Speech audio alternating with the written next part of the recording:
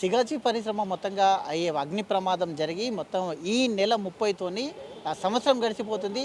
అక్కడ ఉన్నటువంటి బాధితులు సుమారుగా 57 మంది కూడా చనిపోవడం జరిగింది. బాధితులకు అందవలసిన నష్టపరిహారం ఏమైంది?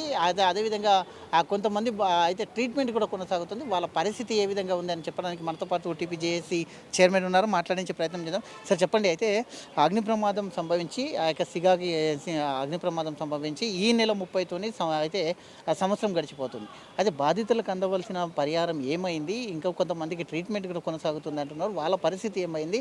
ఆ 8 మందిని అప్పుడు గుర్తించలేకపోయారు కదా. మొత్తంగా టోటల్గా చూసుకుంటే కనుక న్యాయం జరిగిందా? సిగాచి పరిశ్రమ దుర్ఘటన జరిగి జూన్ 30తోని సంవత్సరం పూర్తిగా వస్తుంది. అయితే ప్రభుత్వం ఇచ్చినటువంటి హామీ మాత్రం ఇప్పటికీ అమలు కాలేదు. నెక్స్ట్ డేనే వచ్చినటువంటి ముఖ్యమంత్రి గారు స్వయంగా ఒక ప్రకటన చేస్తూ ప్రతి బాధిత కుటుంబానికి, చనిపోయిన ప్రతి కుటుంబానికి 1 కోటి రూపాయలు చెల్లిస్తామని చెప్పాడు. కానీ 1 లక్ష రూపాయలు ఇచ్చుకొని తన బాధ్యతను మరి విస్మరించినట్టు కనబడుతుంది. ఒకవైపు ఏమో కంపెనీ 1 కోటి రూపాయలు ఇవ్వడానికి ప్రకటన అంగీకరించారు. దాంతోపాటుగా మరి స్టాక్ ఎక్స్చేంజ్లలో కూడా మేము ప్రకటన కట్టుబడి ఉన్నాం, 1 కోటి రూపాయలు చనిపోయినటువంటి ప్రతి కుటుంబం 54 కుటుంబాలకు మేము 1 కోటి రూపాయలు చొప్పున చెల్లిస్తున్నామని చెప్పారు.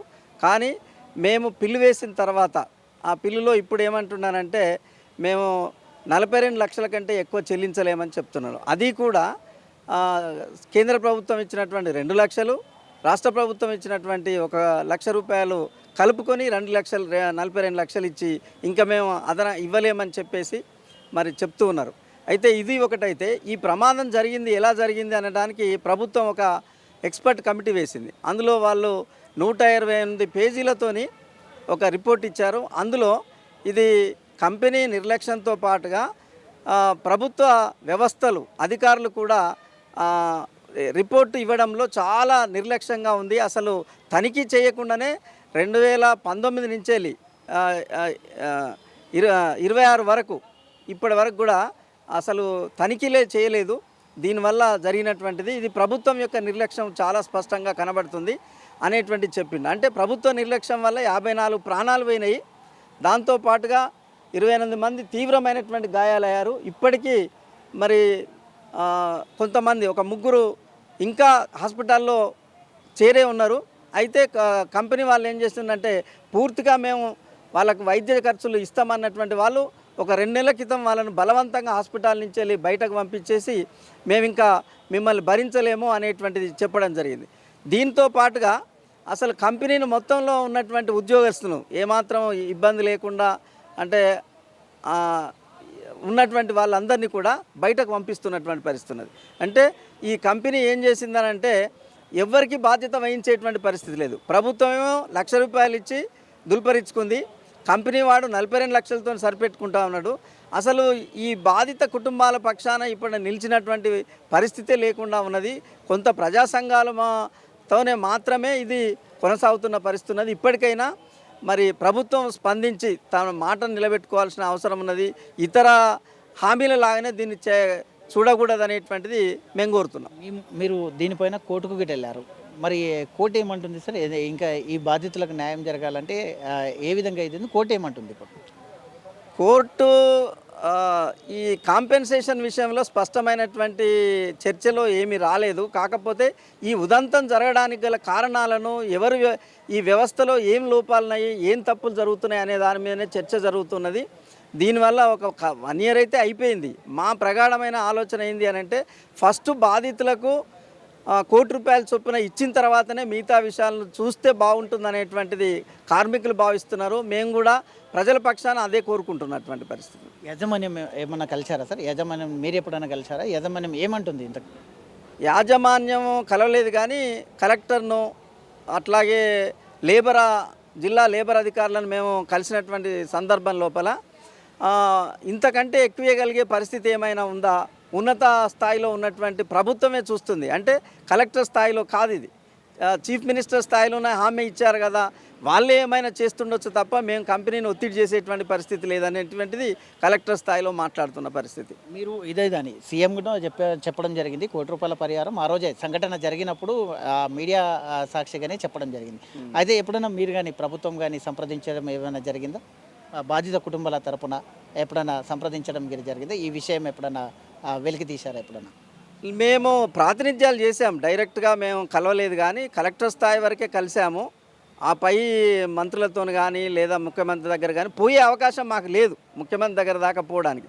అని అప్పీల్స్ అయితే పోతూ ఉన్నాయి, కానీ అప్పీల్స్ను పరిశీలించిన పరిస్థితి లేదు. మేము ఉద్యమాలు చేస్తూ ఉన్నాం బాధిత కుటుంబాలతోని. పోయిన నెల 18వ తారీఖు నాడు చిన్న పిల్లలు కుటుంబాలు అందరితో వాళ్ళ దీన పరిస్థితిని బయటకు తీయడానికి మేము ధర్నా చేసినాం. అయినా కూడా ప్రభుత్వం నుండి ఎలాంటి స్పందన ఉన్నట్టు కూడా కనబడట్లేదు. ఇది చాలా బాధాకరమైనటువంటి విషయం. మీరు బాధిత కుటుంబాల నుండి ముందు ఏం చేయబోతున్నారు? మరి ఏం చేయబోతున్నారు? వాళ్ళకి ఎలాంటి భరోసా ఇవ్వబోతున్నారు? ఎలాంటి కార్యక్రమంతో పోతున్నారు? ప్రభుత్వానికి ఎలా చేరవేయాలనుకుంటున్నారు? ఇప్పుడు 30వ తారీఖు నాడు ఒక పెద్ద ఎత్తున హైదరాబాద్లో సభ కానీ లేదా కంపెనీ పరిసర ప్రాంతాల్లో సభ కానీ నిర్వహించి ప్రభుత్వం దృష్టికి తీసుకెళ్ళడానికి మరొక ప్రయత్నం చేద్దామని అనుకుంటున్నాం. అట్లే కోర్టులో మాత్రం పిల్లు కొనసాగుతుంది. పిల్లు కనుక కొట్టివేయబడితే దాని తర్వాత తదనంతరం ఇండివిజువల్స్తో కూడా కోర్టులో వేయించి కొట్లాడదామని మేము భావిస్తా ఉన్నాం.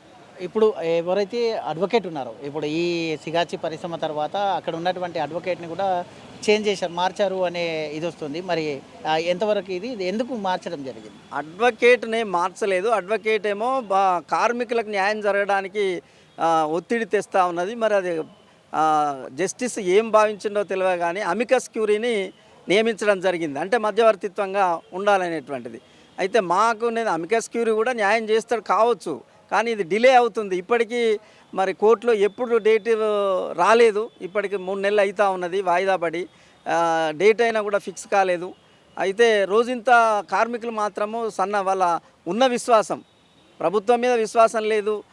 కోర్టు అయినా మాకు న్యాయం చేస్తుంది అనేటువంటి వాళ్ళు ఆశిస్తున్నటువంటి సందర్భంలో 3 నెలల నుంచి ఎలాంటి పేచి లేకపోవడం వల్ల మరి వాళ్ళు కొంత ఇబ్బందికరంగా ఫీల్ అవుతూ ఉన్నారు. ఎట్లా ప్రొసీడ్ కావాలనో వాళ్ళకేం తెలియట్లేదు. మరి వాళ్ళకు అండగానే మేము అవసరమైతే మళ్ళీ ఒకసారి అప్పీల్ చేద్దామని చూస్తాం. ఎట్లా ఉన్నారు సార్ ఈ బాధ్యతలు? కొంతమందికి ట్రీట్మెంట్ జరుగుతుంది కదా, వాళ్ళ పరిస్థితి ఎట్లా ఉంది? వాళ్ళ కుటుంబ పరిస్థితి? ఇంకా కొంతమంది 8 మంది ఇంకా ఆచూకీ తెలియనప్పుడు. కుమార్ అనేటువంటిది బీహార్కు సంబంధించిన ఆయన పూర్తి స్థాయిలో కాలిపోయింది శరీరం అంతా కూడా. అసలు జీవితంలో వాళ్ళు ఏం పని చేసుకోలేరు. అట్లాగే దివ్య, సుష్మా ఇద్దరు అమ్మాయిలు అన్మ్యారీడు, వాళ్ళ పరిస్థితి కూడా పూర్తి స్థాయిలో కాలిపోయినటువంటి స్థితిలో ఉన్నారు. వాళ్ళు కూడా జీవితంలో వాళ్ళు సాంసారిక జీవితానికి అసలు ఉపయోగపడే పరిస్థితులు లేదు. ఇంత స్థితిలో ఉన్నప్పటికీ మరి ప్రభుత్వం పట్టించుకోకపోవడం, మేము బాధ్యతగా ఉంటామని చెప్పి హామీ ఇచ్చి మరి పక్క తప్పుకోవడం అనేటువంటిది అది న్యాయం కాదు. మరి ఇప్పటికైతే ముగ్గురికి సంబంధించింది దీనా స్థితిలో ఉన్న పరిస్థితి ఉన్నది. కలెక్టర్ దృష్టికి తీసుకెళ్ళాం, మేము పూర్తి న్యాయం చేస్తామని చెప్పారు, కానీ ఏమీ లేదు. వాళ్ళ సొంత ఖర్చులతోని ఇవాళ వైద్యం చేసుకుంటున్నటువంటి పరిస్థితి ఉన్నది. కంపెనీ కూడా తప్పుకున్నది పూర్తిగా. అయితే ఈ నెల 30 వస్తే సంవత్సరం అయిపోతుంది. అయితే దానికి ప్రభుత్వానికి మరోసారి గుర్తింపు తేవాలి అనే ఉద్దేశంతో ఓ కార్యక్రమం కూడా శ్రీకారం చుడుతున్నారు. అయితే బాధితుల కుటుంబం తరపున ప్రభుత్వానికి ఏమైనా అప్పీల్ చేసే అవకాశం ఉందండి? ప్రభుత్వం ఇచ్చిన హామీని నిలబెట్టుకోవాలనేదే బాధితుల పక్షాన మేము కోరుతూ ఉన్నాము. ఒకసారి హామీ ఇచ్చిన తర్వాత, అంటే అత్యున్నత అధికారం కలిగిన ముఖ్యమంత్రి స్వయంగా వచ్చి ఘటనా స్థలంలో ప్రకటించినటువంటి దాన్ని, కుటుంబాలు ఒక విశ్వాసం కలిగి ఉన్నటువంటి దాన్ని వమ్ము చేయడం అనేటువంటిది సరి అయింది కాదు. ఇప్పటికైనా పునరాలోచన చేయాలి. అది పెద్ద డబ్బేమి కాదు, పెద్ద ఎక్కువ మొత్తం ఏం కాదు. కంపెనీ ఒకవైపు ఇక్కడ మూసేస్తే రెండో వైపు ఇదే జిల్లాలో ఇంకో చోట తెరిచారు, తర్వాత బీహార్లో తెరిచారు, ఆంధ్రప్రదేశ్లో పెద్ద ఎత్తున పెట్టుబడులు పెట్టి అదే కంపెనీ మళ్ళీ పునఃప్రారంభం చేస్తూ ఉన్నారు. ఇది అసలు దివాలా తీసిన కంపెనీ కాదు, అట్లాగే ఇబ్బందిలో ఉన్న కంపెనీ కూడా కాదు. చిన్న మ్యాటరు, ఒక కార్మికుడు చనిపోతే ₹1,00,00,000 ఇవ్వడం అనేటువంటిది ఒక బాధ్యత. ఆ బాధ్యతను విస్మరించడం కంపెనీ చేస్తే దాని పక్షాన ఉన్నటువంటి మరి ప్రభుత్వమైనా బాధ్యతగా స్వీకరించి ఇవ్వాలి అనేటువంటిది మేము కోరుతా ఉన్నాం. లేకపోతే ఫర్దర్గా తప్పనిసరిగా ఉద్యమానికి కంటిన్యూగా ఉండడానికి మేము ప్రయత్నం చేస్తాం. అయితే ఇది మొత్తంగా చూసుకుంటే కనుక ఏదైతే సిగాచి పరిశ్రమ ప్రమాదం జరిగిన తర్వాత ఈ నెల 30తో 1 ఇయర్ పూర్తవుతుంది. అప్పుడు ఏవైతే బాధితుల సమక్షంలో అక్కడ ఉన్నటువంటి సంఘటన స్థలంలో ప్రకటించినటువంటి పరిహారం ఏదైతే వాళ్ళకు ఇచ్చినటువంటి పరిహారం ₹1,00,00,000 ఇస్తామన్న పరిహారం ఇంతవరకు అది నెరవేరలేదు. ఖచ్చితంగా దీనిపైన బాధితులకు అండగా ఉంటామంటూ కూడా టీపీజేఏసీ చైర్మన్ మనతో పాటు చెప్తున్నటువంటి పరిస్థితి చూస్తున్నాం.